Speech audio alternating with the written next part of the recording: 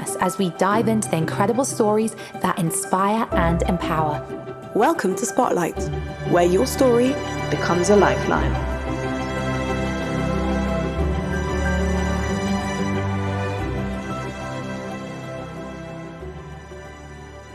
Hi everyone! We are absolutely thrilled to announce a very special event coming up on the 12th of February in London. We'll be celebrating the launch of a fantastic campaign by Mother to Mother with a never seen before in the UK programme with Dobby Baum, an amazing singer from the US who appeared on our Spotlight podcast. And we'll hear from Rachel Frankel, whose story of resilience continues to inspire many. It will be a night to remember. The theme for this event is bringing light to the world, which is just perfect. Every new baby brings light. Every act of kindness keeps that light spreading. Mother to Mother is all about supporting mothers during those tough postpartum times when a mother can just feel most vulnerable. They provide incredible services from meals, cleaning help, night nurses, baby swimming classes, pediatric support, music groups, and so much more. Their team is there to support every single mother, and it's just really inspiring to see. And good news, Mother to Mother is also expanding. They're branching out to support mums in Golders Green, Hendon and surrounding areas. It's a huge step and they need your help to make it happen. So this isn't just about this one night. It's about making a difference. Every pound raised during this campaign helps Mother to Mother to continue their vital work. With smaller and achievable goals, everyone can contribute to hitting that target of 380,000. We need all of you, our wonderful listeners, to get involved. If you love our podcast, consider a small donation. Spotlight is fully powered by Mother to Mother, and it ensures that Mother to Mother can keep empowering women through their stories and support. So more details about the event and the campaign, which is on the 23rd and 24th of February, will be featured in local advertisers very soon. So make sure to keep an eye out. We're super excited about the positivity and light this event will bring. So save the date, February the 12th, for our campaign musical launch. Let's come together to reach more people, spread more light, and create a bigger impact. We can't wait to see you all there. Welcome to Spotlight. Today we have an incredible guest called Fiona Berger, and she is going to share with us her journey of an undiagnosed condition for many years until the doctors finally realized that she had multiple sclerosis. And she's going to share with us all the hopes and the dreams and the journey and everything that came along the way. Welcome to the podcast. Thanks for having me. Well, we'd love to hear everything from the beginning. You know, from what I understand from speaking to you, it was undiagnosed for many, many years. So take us right to the beginning on how you felt, when it started.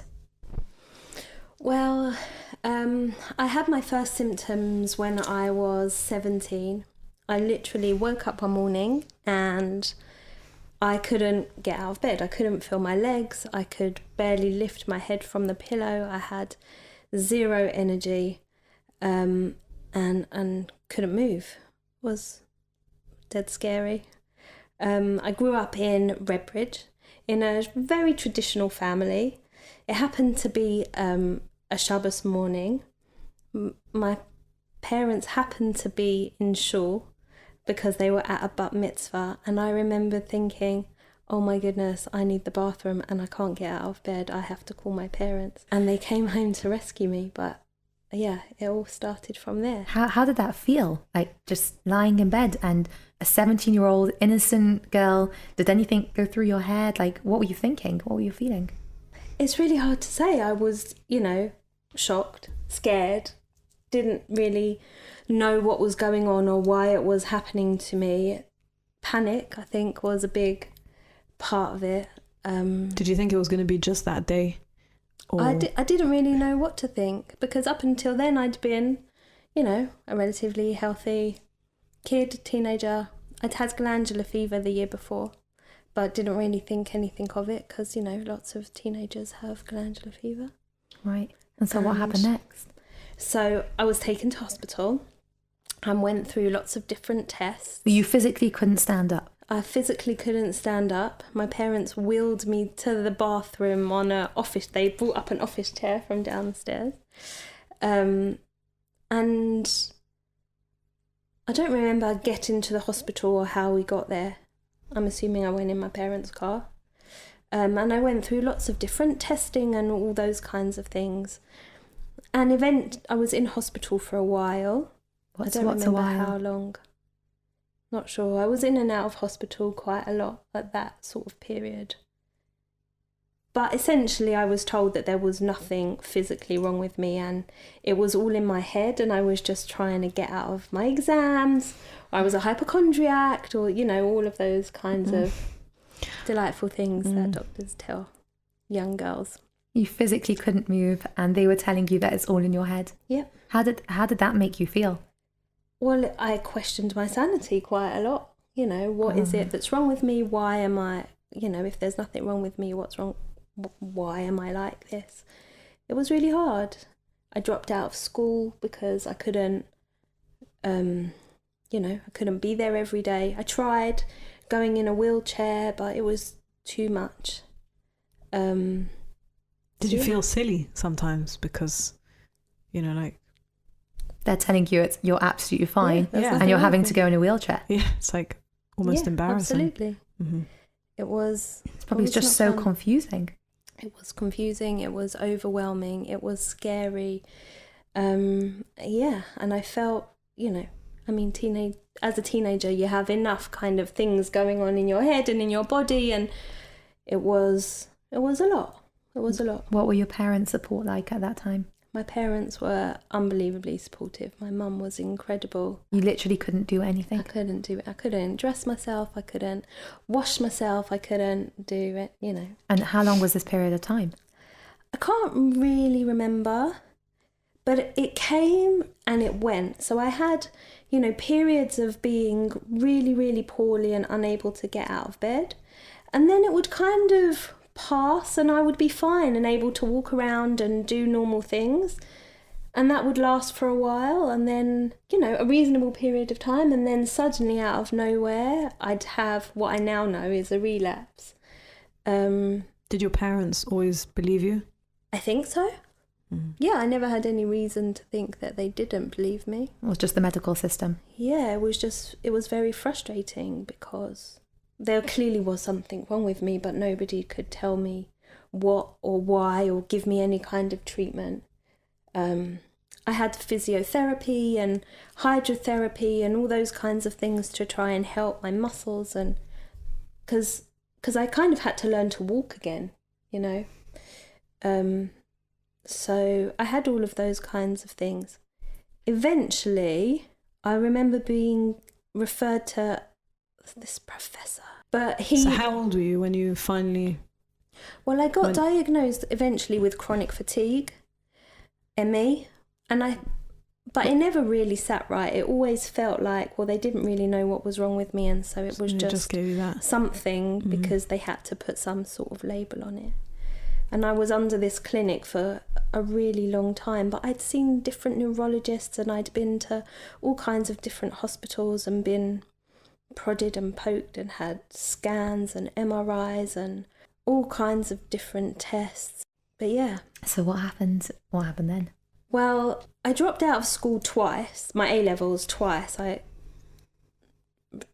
Just like I said, I couldn't be in school, and I tried again the next year and it just was too much. But luckily I was doing this amazing course. I'd been really involved in the Jewish community centre where I lived in Redbridge, as a madricha in the youth club there, volunteering. And there was a big group of us, and between the school I went to, King Solomon, and the community centre, they sponsored a bunch of us to do this distance learning course in youth work.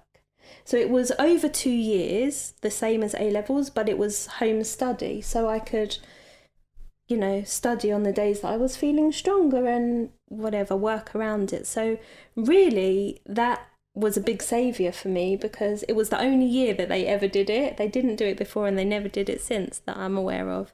So that really carried me through. I was able to do that, and so that then helped me to go to university, even though I hadn't, didn't have formal A-levels, and was able to continue volunteering I remember going into the youth centre in my wheelchair even, and I remember they made the door to the office wider to accommodate my wheelchair, and they were amazing. Everyone was so supportive. I'm just really curious. A girl in a wheelchair, age 16, 17, 18, university age 19. How did that affect you socially? It was really hard because obviously all my friends were at school, going out, doing all those kinds of things, and I was able to sometimes, but not for the most part. And how did they look at you? Well, I had a couple of friends who were really close and really supportive, and really stuck by me, but I guess I was excluded from a lot of things. I kind of became invisible just by the fact that I wasn't there. The girl in the wheelchair. Yeah, I mean, I wasn't always using a wheelchair, so I don't think it was... I don't know. I didn't feel like that was part of my identity particularly, but maybe... Did you ever think that you would walk again? Well, yeah, because I had... Well, maybe not Ups the and first time. Mm-hmm. Maybe not the first time, but after that, when I, like I said, it kind of came and went. And so I was in university. I lived at home. I went to university in London. But yeah, I was fine. Thank God. I went on a gap year to Israel after university, and I had a big relapse when I was away in Israel. And did you ever have any warning when you were going to have a relapse, or it came out of the blue? Yep, just came out of the blue. Wow, that's very hard. I remember having a few falls. I was living in Hanof. I was in seminary. Oh, that's very hilly. Yeah, there was lots of stairs, and I remember falling down those stairs quite a few times. Gosh. But again, the SEM was so supportive, and they came with me often, or sent someone with me to go to doctor's appointments and whatever. I had a really lovely neurologist. Thank God. Always buy travel insurance. Okay, if you walk away from this podcast with anything, always take travel insurance when you go away.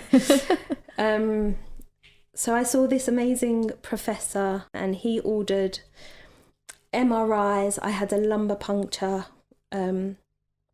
And I remember sitting in his office thinking, okay, he's just going to tell me that there's nothing wrong with me. And out of the blue, he told me that I have multiple sclerosis. Wow. And... Did you know what that was? Not really. So for our listeners, then could you explain maybe what multiple sclerosis is? Can you tell us what the signs are and what would be the disability of it? Okay, so multiple sclerosis, or MS, is a neurological condition. It affects the nerves in the brain and in the spine mostly.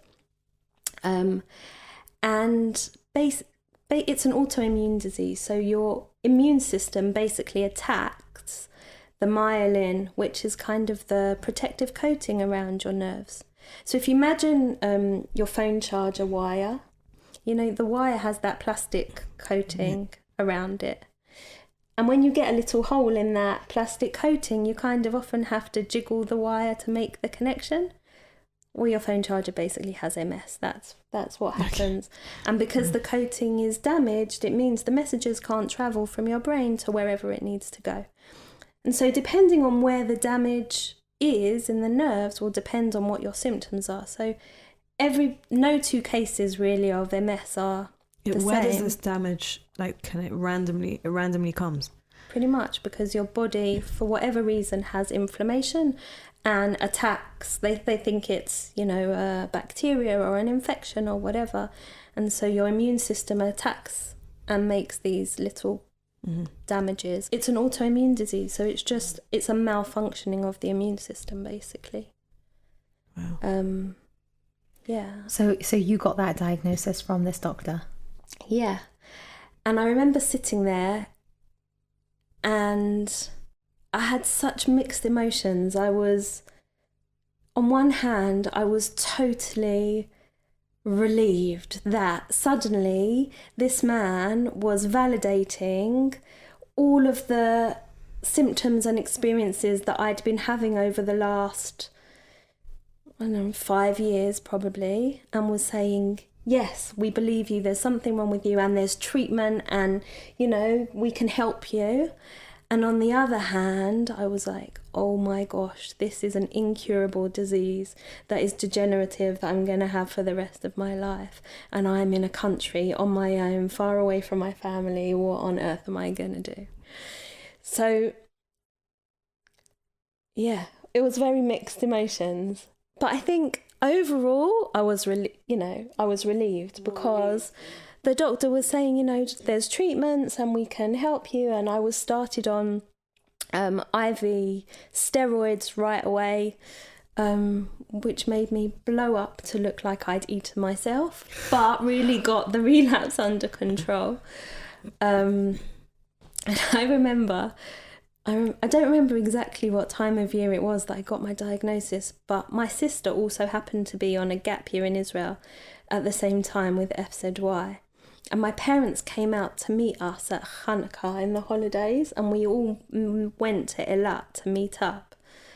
And the first thing my mum asked me was, are you pregnant? Because I was so bloated from these steroids. And I was like, Mum, I'm in SEM, of course I'm What did pregnant. SEM do to you? That was funny. But yeah, I mean, it went down after a while and it was okay. And did that, and so you're saying that did relieve the relapse? Yeah, it absolutely did. It absolutely did. And I carried on being in Israel for a few months and then came home, when I was supposed to at the end of my year. So what happened after that?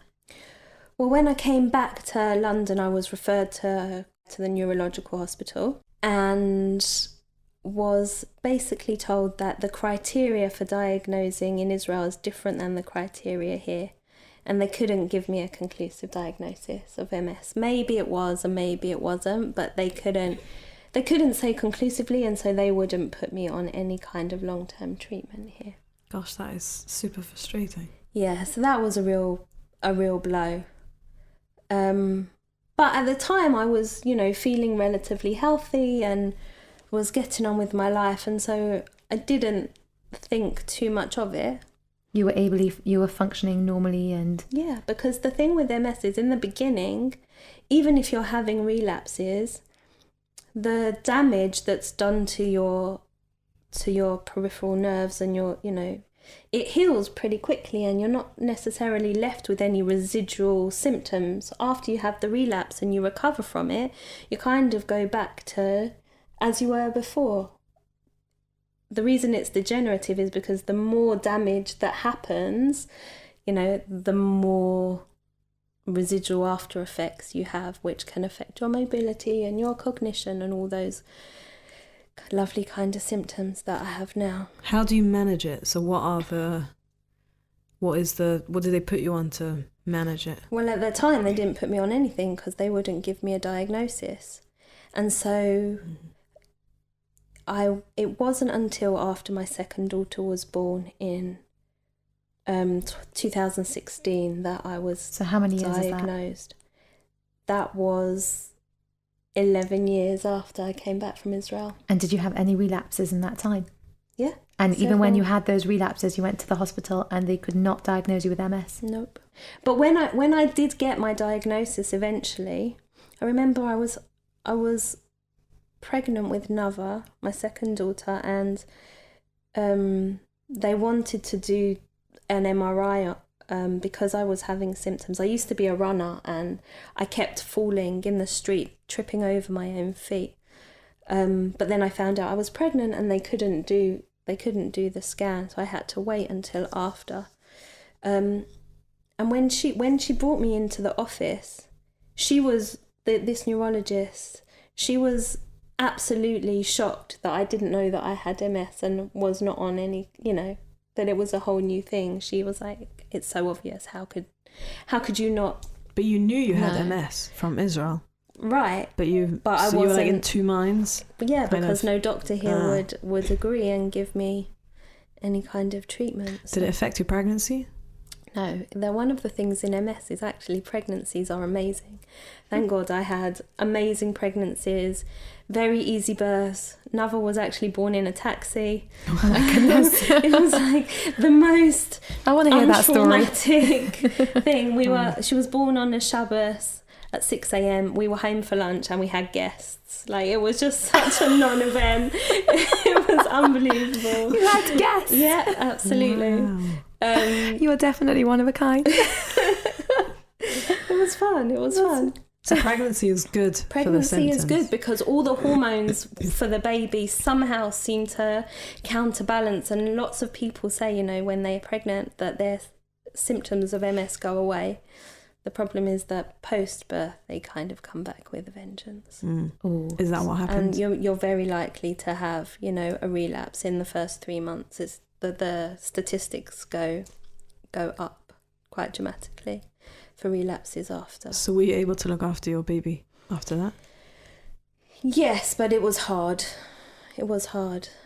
Meaning you're able to hold your baby where it affects your... I was able. I mean, for me personally, my weakness was in my legs, in my feet. I was able to hold her. I was able to nurse her, and as you know, I think I nursed her for 6 months, and then as soon as I stopped nursing, well, the neurologist was like, "Okay, come on, you need to stop nursing now so that you can get on the treatment." So I nursed her for 6 months, and then I started injecting myself 3 times a week with this disease-modifying drug. That's what they call them. And it helped? Well, I was on it for about a year, and then I had another relapse, and so it didn't help that much. The idea of these drugs is that they slow down the progression, and they hope to reduce the amount of relapses, but they can't stop it altogether. So I was on that for a year, and then they changed me onto a different drug, a tablet that I had to take every day, again with the hope that it would slow it down, because I think after I had another, things seemed to definitely step up a notch in terms of how quickly I was deteriorating. My walking was really affected. Could you drive? I could drive. I drive an automatic car anyway. But by that time, I think, 2 years after Nova was born, by the time I was on my second drug, I was wearing a leg brace because I had quite severe foot drop. My foot would, was quite floppy and would drag. And I was using a stick for...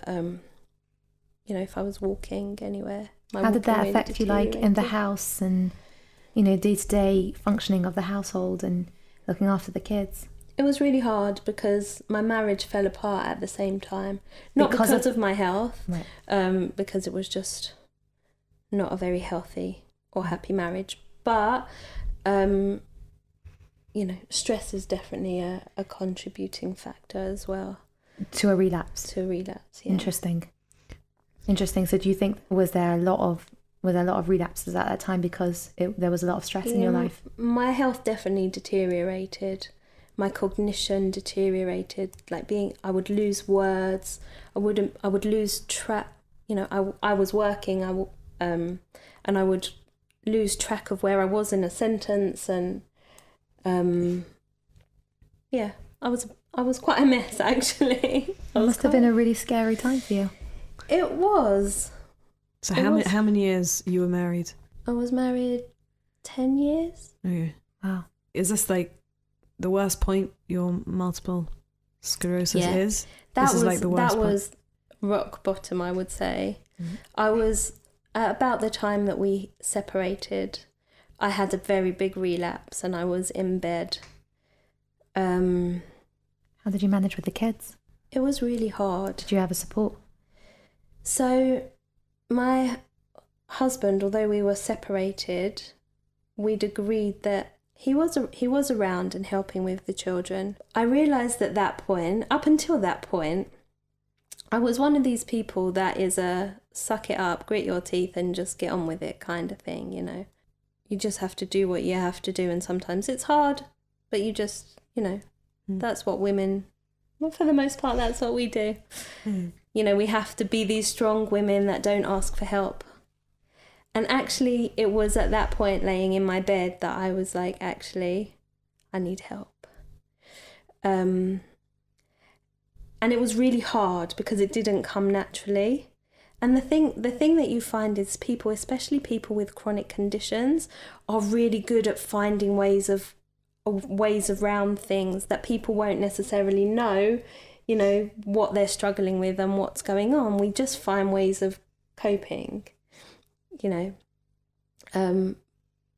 But I realised at that point, actually, that I was doing myself a huge disservice, because once I'd humbled myself enough to say, actually, I need help, and I put a message on the class WhatsApp group to say, can somebody help? One of your kids' classes? Yeah, one of my kids' classes, the WhatsApp group, to say, can somebody help with bringing or fetching the kids from school? And suddenly, everyone wanted to help. And I was like, oh my gosh, actually, is there something here? Kind of, I'm helping others to help me. Maybe that's just my stupid way of rationalising it. I think that's really beautiful. I was giving people the opportunity to help. You can do, I'm helping you to do a mitzvah kind of thing. I love that. And actually, when I started looking at it like that I was helping someone else, then I didn't feel so bad about needing to ask for help. I think a few months before that, I'd started going to this support group run by Jewish Care for people with MS. It was a really big step for me, kind of going out and saying, I have this thing. But at that point, then people didn't know? It wasn't really a secret. I didn't really know who to tell. You don't just walk down the street being like, I've just been diagnosed with this horrible disease. Well, if you were in a wheelchair, then people probably questioned. Well, I wasn't, though. I just wasn't. Only in high school? Yeah. Okay. It was only in high school that I was using a wheelchair. So even at your worst point when you were married or when you were going through a divorce, you weren't using a wheelchair? Well, I wasn't using a wheelchair on a day-to-day basis, mostly because I didn't have the strength to push it myself. I couldn't run around after kids using a wheelchair. However, if I went out for a long trip, I would need to. Mm-hmm. So I feel like I'm jumping ahead a bit, but one day I was sitting at home with my kids and doodling after school. My oldest daughter, she must have been 4 maybe. And she drew on 2 Post-its.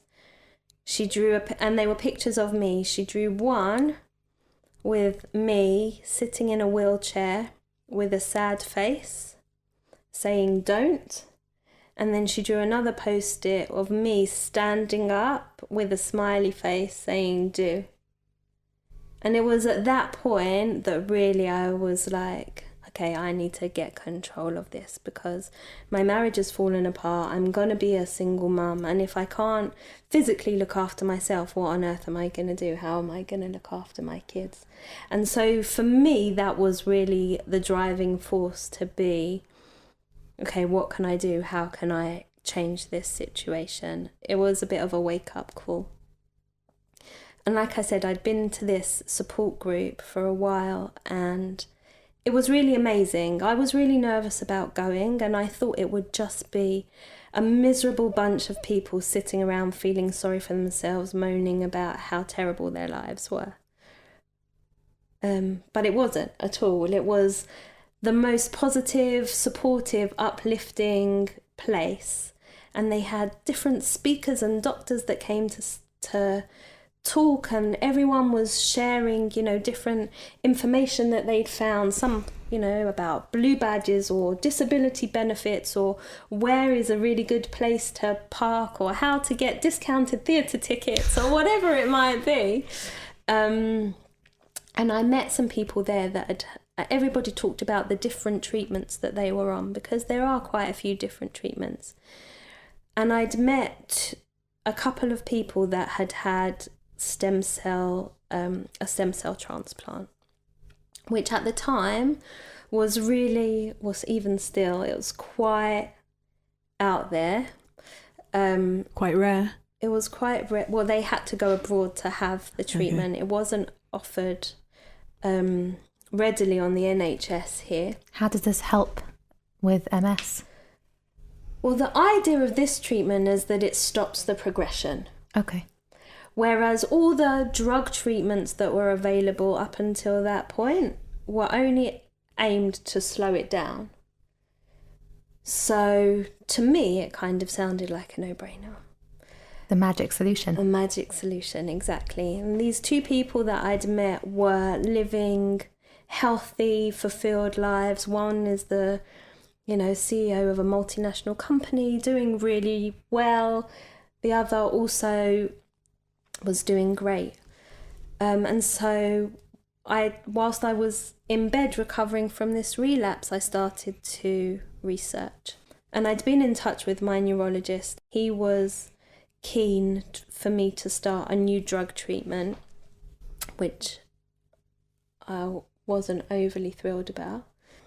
And the more I researched, the more I really liked the sound of this stem cell treatment. But like I said, I couldn't get it here. However, on the NHS, but I found out about this doctor in Liverpool who was doing a drug trial, and I managed to get myself an appointment with him. So my mum and I travelled up to Liverpool to meet with him, because the two places that were offering the treatment, or the two main places, one was Moscow in Russia and the other was Mexico. And both were around the £50,000 mark. Wow. To have the treatment here privately was upwards of 100,000. So, it was quite a dramatic difference. Russia, here we come. Exactly. But my mom was very dubious about it, However much research I did, and I spoke to the doctors here, there, and I spoke to other people that had had the treatment. It was a chemo-based treatment. It would mean that I would have been in hospital in Russia for a month. Would you have all the side effects that chemo gives? Yep. And my parents were very nervous, and I think it was because, they were worried that I would be in some back alley hovel somewhere and who knows what would happen. So I took my mum with me to Liverpool to meet this doctor to see if it was a viable option, to have it here as part of his trial. And it was really a great decision because he really he answered all of our questions and put all of our minds at rest about the fact that, that I would be a good candidate for the treatment. However, he could only offer me a place on his trial in 6 months from then. And I really didn't feel like I had 6 months to wait. Were your symptoms just unbearable at the time? Well, by that point, I was well enough to travel, and my symptoms had started to I was recovering from the relapse, but I was left with, this progressive disability, and knowing that I was going to be a single mum, I felt like I needed to, take action. So I made a decision kind of there and then that I was going to go to Russia. And on the way home, my mum and I started brainstorming all the different ways that we were going to raise the money to get me to Russia, now that she was on board with the fact that actually this treatment was a good idea. We'll be right back to this episode. Hi, I'm Danielle. And I'm Aviva, and we are the founders of Mother to Mother, an organisation that supports and empowers women on their motherhood journeys. We offer a wide range of services to make sure that every mother can thrive, from emotional support services to mother and baby groups, practical help, health information, community kitchen, and more. Mother to Mother builds communities of women to support each other. By tuning into our podcast, you have joined the Mother to Mother family today. Welcome, and enjoy the rest of this episode. And so when we got back, I arranged a meeting with some of my closest friends. We started a little bit of a committee, and I was like, right, this is what's happening and I need your help. and the campaign 50 for Fee was born. 50 for Fee, as in Fee. Yeah, Your name, my Fiona. name is Fee, and I needed to raise £50,000 to I pay love for the that. treatment. 50 for Fee. Wow. That's incredible. And it's amazing that you have such a support that you could, get together such a committee of friends. Absolutely. How long did it actually take you to raise the money? Well, Let's hear about that process. so I was offered a place to start treatment on the 5th of November. I think I went to Liverpool in July, Okay. the end of July. That's 4 months. Yeah, so by the time we'd kind of launched the campaign, I had 3 months. Okay. And my mum, who is my biggest supporter, she was like, "You're never going to make it. What are you doing?" She really thought I was setting myself up to fail. And I have to say, I never doubted the fact that we would make the target. I think I thought in the back of my head I would probably have to defer. But I was like, well, if I don't try, I'm never going to make it. So I might as well try. And if I have to defer my place a few months, then fine. But at least let's try. Do you feel that came from the fact that you were like, I'm a single mum now and I need to do everything in my power, 100%. and that gave you that strength? I carried those pictures that Orly did around with me everywhere. They were in my wallet. I had pictures of them on my phone. That was 100% my driving force. She and Nava, yeah, absolutely. It's amazing that the children had such a perception of what was going on. Well, they could see how, Nava not so much. She was very small still. How old were they at the time? Orly must have been about 4, so Nava was very small. So a 4-year-old drew those pictures. Wow. Yeah. So I was set to go in November. And in October, it must have been September or October, then the Holomoid Sukkot holidays, the community often does, they do every year these trips to Gullivers and all these things, all these theme parks. Legoland. So my kids were desperate to go to Paradise Wildlife Park. Orly loves animals. And I knew that I just couldn't, physically, I couldn't walk around. I couldn't have managed the drive there, schlepping around the whole day, driving home, that it was too much. So my parents came with me. They pushed me in a wheelchair. They helped me with the kids. I really wasn't independently able to do those kinds of things. So, as a mum, that's what you want to do. You want to be able to take care of your kids. Yeah, so you're going to make sure to raise that money. Yeah. So I know that you started a Facebook group. Yes. A Facebook group or a blog? A page, yeah. Page. 50 for Fee. And I kind of documented the journey of my fundraising, and I did all kinds of interviews. I was in the Jewish press, on Jewish radio. I was on the Daily Mail online. I talked to as many people as I could. People did sponsored events. I had a little craft kind of hobby business on this, not business, but a little craft hobby on the side, and I was making personalised gifts, and so I made and sold hundreds of water bottles in support of my campaign. The support, the outpouring of love and the support from the community was unbelievably overwhelming. It's still to this day, like, Wow. I can't. Yeah. It was Overwhelming. It was totally overwhelming that people who didn't know me read my story and cared enough about me and my kids to send me money. People from other countries, people from, the kids' school and the shul and everyone was rallying. Someone cut their hair, someone did a sponsored run, and it was all like, oh my gosh, it was huge that people cared enough about me and my situation. Yeah, and the situation with my kids, and carried me, literally.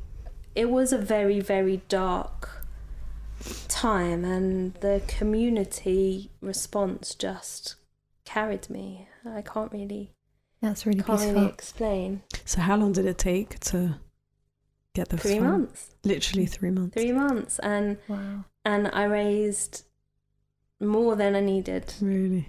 In 3 months? In that 3 is months. amazing. No, including your ticket, I guess, Yeah, and all it covered that. my tickets everything. and the visas and Yeah. the treatment, and my parents flying out with me to make sure that everything was okay. And what did you do with your children during that time? So they stayed with their dad. We had an agreement that he moved out for 6 months, but we had an agreement that he would come back when I would go for treatment and he would look after them.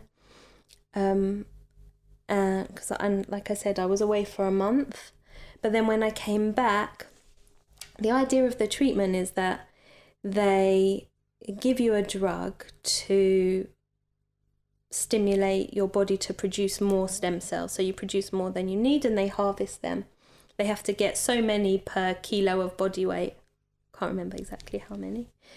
And then once they've got enough stem cells, they freeze them, and they give you a week of mega high dose chemotherapy to basically totally obliterate your immune system to zero. They call it neutropenia. So you have literally zero immune system.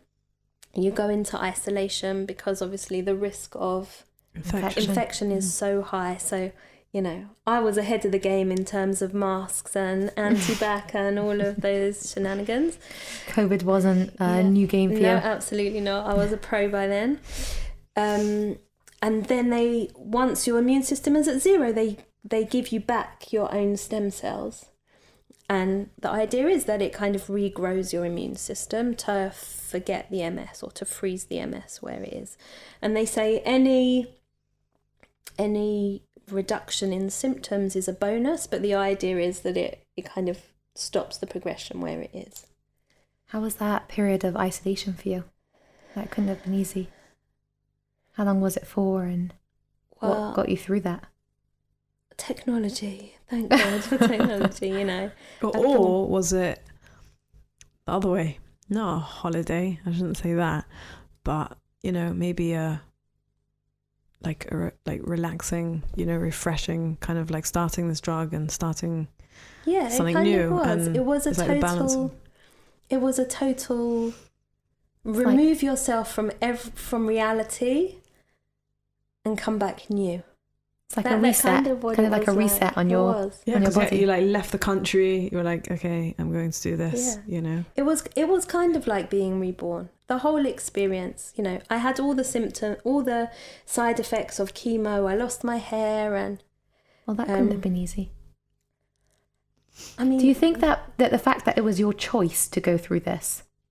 Yeah, it wasn't hard, and I have to say, but you owned it. Like they managed everything so well. Like I wasn't, thank God, too sick or any of those things. Washing my hair with a baby wipe was not a terrible thing, and I cover my hair anyway, so it didn't really affect the way I look so much. And yeah, it was definitely a choice, and so it's not the same as somebody who's sick and going through it because they don't have a choice. So it was quite empowering. It was hugely empowering actually, because, up until that point, life had been happening to me. I was in an unhappy marriage. I was not in a good place in myself. My health was not good. I was struggling. It felt like life was burying me.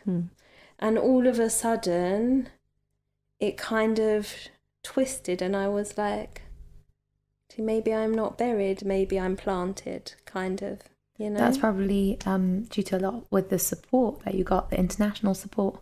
It was huge. It made such a difference knowing that people could see me. I'd felt invisible for such a long time, and I think people with chronic illnesses do struggle without anyone knowing. They're really good at putting a smile on their face and looking like they're managing, when really sometimes we're just not. And it was quite liberating to be able to say, I'm not managing, help me. And to say, this is what I need, and know that people were happy to do whatever it was I needed. I just needed to tell them. And so, yeah, there was a definite shift in my mentality. Wow, so you came home. Yeah, did you see a difference straight away when you came home after the treatment? In terms of the effects Relapses, of the treatment? Yeah. Did you feel better in yourself? Yeah. Yeah, I think I did. I mean, the recovery was quite long. I stayed with my parents for about 3 months after the treatment. With your kids? Without my kids, because of the risk of infection. Because, you know, young kids going to school, and let's be honest, kids are grim. They just walking petri dishes of germs. So I had to be really careful about infections. I was taking antiviral drugs to help, and, you know, all those kinds of things. So you were shielding. Exactly. I was shielding. And slowly, as I started to get stronger, you know, I was having blood tests weekly to measure the levels in my blood to see how my immune system was responding and rebuilding. And once it got to a certain point, I was allowed to see the kids for a bit, but, you know, wearing masks and anti-backing and all those kinds of things. And their dad would bring them to see me, and then they started to stay for Shabbos, and slowly kind of life got back to How was normal. that, not being with your kids for such a long period of time, 3 months? It was really hard. But Probably for your kids as well. yeah, but, you know, They were with their dad. They were with their dad. They needed the routine of school and stability and their friends and all of those things. And the school were amazingly supportive, and They had their routine. yeah, and they needed that. And we spoke on FaceTime regularly, and we sent letters and pictures, and, you know, it wasn't like we weren't in contact. Yeah. I think also that your daughter very obviously realised that something wasn't quite right due to the fact of making those pictures. And, you know, mummy's getting better now. Mummy's doing something to help her. The whole thing was, you know, we have to think of the long game. Yes, it's hard now, but we're doing it in order to make the future better. And for me, that's what kept me going. That you know, I want to be able to look after them on my own, and to live a normal whatever that is life, and be independent, and take them for walks, or see them go to school or graduate or whatever, you know. Go to Paradise Park. Yeah, do you know what I mean? And we did, because the following year, exactly 1 year later, on that same Chol HaMoed, we went to Legoland. Fantastic. And I took them on my own, and I drove them there, and I walked around with them the whole day with no splint and no stick, and that's the dream. Yeah. So now today, you have relapses, or you? So I haven't had a relapse since. How many years has that been? Well, I went to Russia in November 2018. So it's been 5. That's 5 incredible, years. actually. However, my condition has deteriorated somewhat. My walking has definitely got worse. Does that mean you have to go for another round of treatment? So at this point, I'm not sure, is the honest truth. I had an MRI in May, and I just got the results. There's no progression or new lesions on my MRI, which is really good. However, when I went to Russia, I was told that I'm kind of on the cusp of what they call secondary progressive. So there's kind of 2 stages to MS. The first is relapsing remitting, which is what I had, where you have a relapse and you get better, you know, and you have a period of remission, and then you might have another relapse, and slowly the damage might build up, and you're left with some residual symptoms in between relapses, but that's how it goes. You kind of have a relapse and then get better. That normally lasts about 10 years, and then you move into what they call the progressive stage, where you stop having relapses, but the damage, you know, gradually gets worse and the symptoms gradually gets worse. So I was told that then I was kind of on the cusp of it. And it could be that now that I'm in my neurologist here said that he thinks I'm in the progressive stage. However, in the last year I've also been diagnosed with an overactive thyroid, and I was told at the time of having the treatment that a side effect of the chemo could be thyroid issues, and I thought at the time, oh, who cares, a thyroid issue? My sister's got a thyroid problem, she takes tablets, she's fine, what's the big deal? But that, you know, all of these things affect the balance of the MS, so it could be that my symptoms are caused by that, and once my thyroid is properly under control, that I'll be fine. I don't know. Either way, I'm still doing better than I was before I went to Russia, so... Yeah. And you just got married. I'm doing good. Yes, I got married 9 months ago to an amazing man who is unbelievably supportive. Oh, that's so beautiful. Yeah, he's awesome. That's amazing. He asked me not to mention him by name. I really want to. She's in Shona here. First year of marriage. But I was just wondering if you could, talking to a mother out there that has got a chronic illness, currently sick, and she's really low at the moment, what would you say to her to empower her right now? Life seems really, really dark. I think the most important thing to know is that you're not on your own. There are so many people out there struggling. And a big problem with our society today, I think, is that women are expected to carry so much. You know, we're expected to be mothers, we're expected to be wives, we're expected to go to work, we're expected to keep a house and look amazing and do all, you know, we're expected to succeed in every area. And most of the time, for most women, we try our hardest, but it's just not reality to be perfect all the time in everything, you know, as much as we try. Right.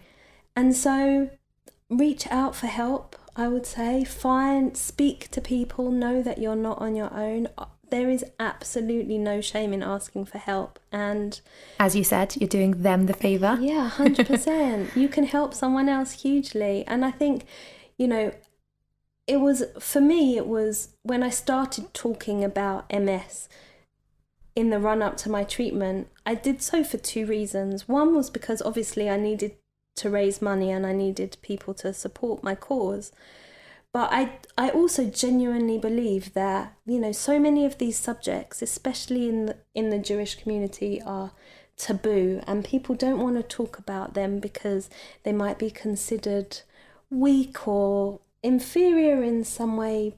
But the more we talk about them and the more we, you know, make it normalize it, the better 100%. people are going to be. And, you know, since I started talking about MS, so many people have contacted me, either through my Facebook page or through a friend, and been, you know, I've got MS, or my sister's got MS, or someone somewhere that I know is affected by MS in some way. And, you know, these people have not been talking about it and have been going totally unsupported. And you don't need to. There's so many people out there that want to help you. Find someone that you can share what you're going through with, because, you know, people want to help. And although it sounds cliche, you know, the more people that are in your corner, the better. Would you say that is what got you through? Because every time you reached out to support, that lifted you out? I think it was partly that, and partly the fact that I have faith. Like, I really believe, and my parents are not religious at all, but I grew up being told that everything happens for a reason. You know, my mum always used to say that my grandma would tell her that, you know, God does not give you a challenge that you can't overcome. Kind of, you know. You would never know you could fly if you're not first pushed. You know, those kinds of things. And empowering thoughts. Yeah, and I really believe that.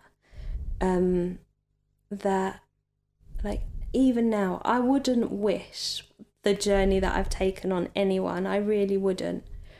But I can see how I needed to go through, with hindsight, you know, and hindsight is obviously a wonderful thing, but I can really see how I needed to go through all of those stages of awfulness in order to make me the person that I am now and be the mum that I am now, and that enabled me to meet my new husband and hold down the job that I have, and, you know, all of the things that I'm doing now.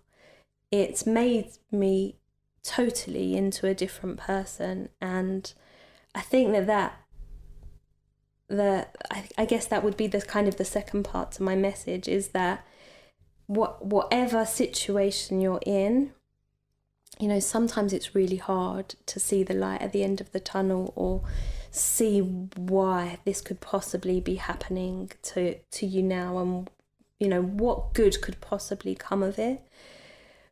But I really believe that everything we go through is kind of training, helping us to get to the place where we need to be. And I think that faith is what has driven me forward, along with, you know, the community carrying me, and knowing that my kids need me somehow has pulled me through. That's really beautiful. And do you find that you're a different mum because of it? Maybe you should ask my kids that. But I mean, you know, one Chanamoid, then your dream was to be able to independently take them the next one, and you managed that. And do you have that, you know, what's coming? Like, did you have that with all parenting, like one? And now that you've got this new lease of life, do you feel that your parenting has taken a different approach? I don't know if my parenting has taken a different approach. I think I've definitely become aware of how kind of important it is for children to be resilient and to have the ability to deal with adversity and not just shy away from it or come running at, you know, the first sign of anything slightly difficult. You know, we want our, I think, most parents want their kids to grow up to be balanced individuals that can deal with adversity, because the reality is we all, you know, none of our lives are perfect. We all deal with some kind of adversity, whether it's a bully in the playground or some kind of illness, or, you know, not getting a job or failing an exam or whatever it might be. You know, we all have these things. And I think a big part of my mantra as a parent is really, it doesn't matter if you're an A student. What matters is that you try your best, and that you're comparing yourself to yourself. You don't have to, and you're doing better today than you did yesterday or last week. For me, I think that's quite important, and that hopefully my kids will come out knowing, you know, seeing that life isn't always easy, but how you approach it is what's important. A big part of the reason that my marriage broke down is because it got to a point where I didn't like the person that I had become within that marriage, and I didn't like the example that we were setting to the children, that's what they should expect, or that was the role model that I was setting. I think you have to be the change, you know, and be the role model, and that, I think that's what I try to do more than anything else, is to show my kids, like, hopefully they can see that, you know, when you work hard and you really want something and you really try your best, that you can succeed. And hopefully they know, you know, they definitely know that although we went through that struggle, that I did it for them because they're important, and that the community supported us because they're important. You can get through anything if you have the right frame of mind, and know that you're not on your own. Like I said, I really believe that God is there helping, and that the community is there helping. You just have to... It's how you manage it. Ask and look. You look for the good and look for the support and it's there. I think another important takeaway, something that I've learned along the way through my experience, is that it's okay that my journey didn't and still doesn't look the same as everybody else's. It's okay that my life hasn't panned out exactly the way I planned, or that the way I have to go about things in order to manage my condition or my capabilities is different than other people. I certainly didn't plan to be unwell or have to drop out of school, and I definitely didn't plan to get divorced, and a whole bunch of other things that happened to me along the way that deviated me from the plan or the path that I expected to take. But all of those experiences and struggles have brought me to where I am today and made me the person that I need to be. I've adapted and my kids have adapted, and we've learned to be there to support each other and to look for the good as much as possible. Sometimes it is really hard. Sometimes you have to advocate for yourselves in ways that you didn't expect and trust your instincts because you know your body and your family's needs better than any doctor does. Sometimes people don't understand or make judgments, but that's okay. There's often a lot of social pressure to conform in all sorts of ways or to keep up with the Cohens. But what's most important is doing what's right for you and your children. At the end of the day, that's all that really matters. Yeah, it's interesting because you're still managing it. It's not like it's, disappeared.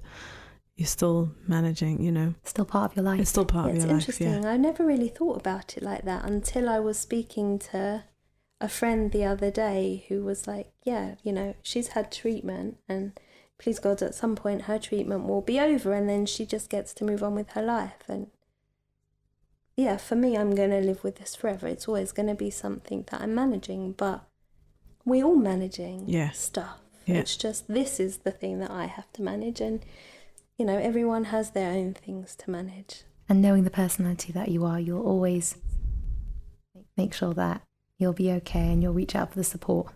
Well, thank you very much for sharing your story. I think you're very brave to share it. And anyone who wants to speak to Fiona, feel free to reach out through the Spotlight podcast number or through Mother to Mother. She is more than happy to speak to you. Thank you so much for coming. Thank you. Thank you for listening to this episode on Spotlight.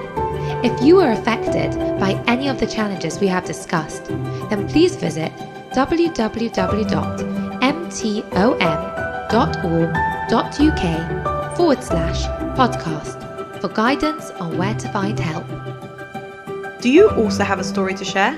Be in touch if you'd also like to be a lifeline for others by sharing and empowering women across the world. Podcasts@mtom.org.uk.